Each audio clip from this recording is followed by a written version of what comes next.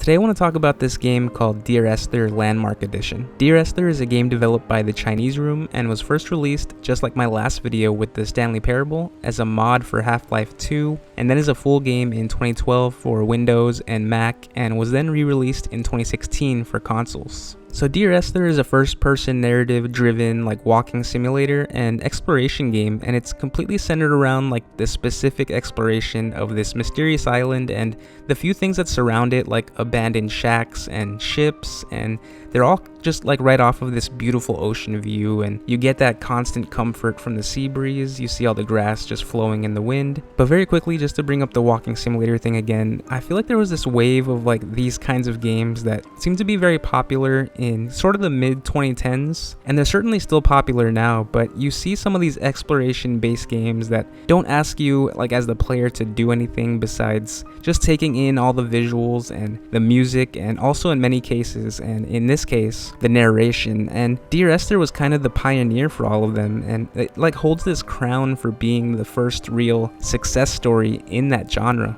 And being that it was one of the first, I'm sure for many that would be playing it for the first time now could be a bit underwhelmed by that, and perhaps now in 2020 are a bit over the whole walking simulator thing, and maybe were never a fan of them to begin with. But there is still something about it that stands out as both literally a landmark in the history of gaming, but also on the micro level of just being a very really good game and a really worthwhile experience that I was locked into right away. The narration from Nigel Carrington as this unnamed character was always very fascinating as he's reading these letters out loud that he wrote to his wife. And they're also kind of interconnected with these other mysterious characters that he brings up from time to time, and different strange objects and writings that you find all over the island and in the caves. And that really adds a lot of intrigue to the story. When it comes to these first-person exploration games too, the music is such a key aspect of it, because for one, if there is no music, that could potentially make it a more immersive experience. But when they make the choice to have music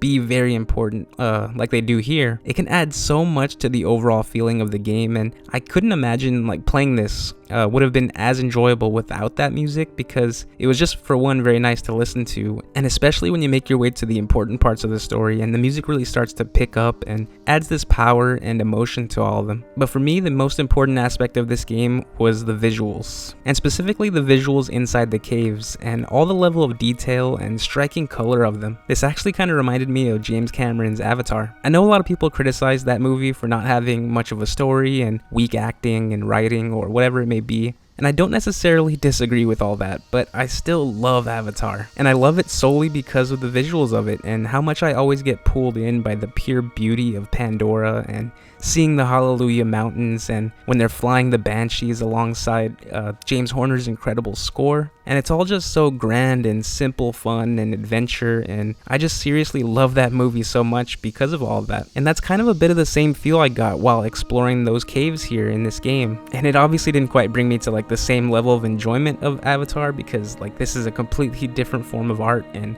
storytelling than some big action movie, but it's still just a beautiful game to look at and listen to, and sometimes that's a lot more powerful than anything else. That's often why I do end up liking games like this one, because they're always so centered around your surroundings and they focus your attention on them more so than you might if you did have a certain objective at the top of your mind, or an enemy that you're trying to defeat and run away from. And I really enjoy that. I liken it to when I go and travel places, and it's often to go do something wherever I'm going. That's the reason that I am traveling in the first place. But when I think back to those memories of where I've been, what I think about first are all the things that I saw, the gorgeous mountain landscapes and vast skyscrapers, and just witnessing these new places for the first time, and less so about the things that I was usually going there to actually do. So at the end of this, Dear Esther ended up being a very memorable experience. And I guess that's kind of impossible to say for sure, because I just played it several hours ago, but I get a feeling that some moments in this game are going to stick with me down the road when I do think back on games similar to this one. I did want to quickly mention though that I really loved how the game ended. I won't show anything from the ending, but I loved it because while I was playing it, I started to get this feeling that the end was probably pretty close, and I was hoping that it was going to end in a very specific way, because it just seemed like the perfect way to go out. And they did exactly what I was thinking about, and it was a very satisfactory way to see the game actually come to a close. But yeah, that's all I really got for this one. I don't think this game will be for everyone, but if you enjoy a simple narrative exploration tale that is just a few hours long, this could be just for you. And it's been out for a while now too, so I'm sure it will go for pretty good prices already, and if there's a sale, I'm sure it'll drop even more, so I would definitely look out for that. If you have played this game already though, I'd love to hear what you thought about it, and yeah, so thank you so much for watching this. I hope you're doing well out there, stay safe, and I hope to catch you in the next one. I am traveling through my own body, following the line of infection from the shattered femur towards the heart. I swallow fistfuls of painkillers to stay lucid. In my delirium, I see the twin lights of the moon and the aerial shining to me through the rocks.